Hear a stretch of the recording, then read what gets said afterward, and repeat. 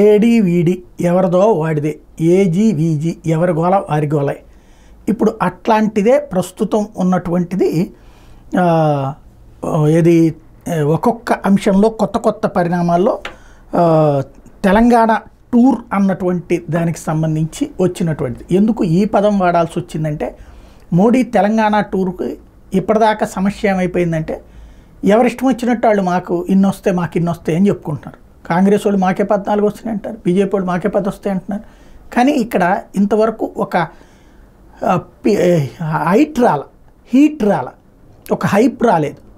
కేసీఆర్ రోడ్ల మీదకి వచ్చాక మళ్ళీ బీఆర్ఎస్ పోటీలోకి వచ్చింది. హరీష్ రావు ఇంకో పక్కన ట్రై చేస్తున్నారు. కానీ మెయిన్ కేసీఆర్ వచ్చినప్పుడే ఆ ఊపు బాగా వస్తుంది.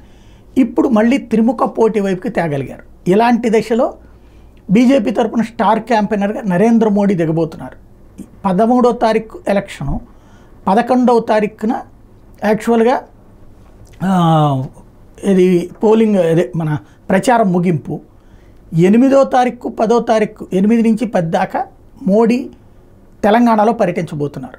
వాస్తవంగా అదే టైం ఆంధ్రాలో అన్నారు. మరి ఆంధ్ర డేట్లు ఫిక్స్ చేయలేదనుకుంటా, లేకపోతే ఏమైనా మళ్ళీ చేస్తారేమో. రెండు ఒకే పక్క పక్కనే కాబట్టి చేస్తారేమో. 8, 10 తారీఖుల్లో అయితే తెలంగాణ ప్రోగ్రామ్స్ ఫుల్ ప్లెడ్జ్డ్గా ఫిక్స్ చేశారు. తద్వారా 4-5 పార్లమెంట్ నియోజకవర్గాలు తిరగబోతున్నారు. ఫుల్ ప్లెడ్జ్డ్గా నరేంద్ర మోడీ కరెక్ట్గా ఎలక్షన్ ముందు టెంపర్ తీసుకొచ్చే ప్రయత్నం చేయబోతున్నారు.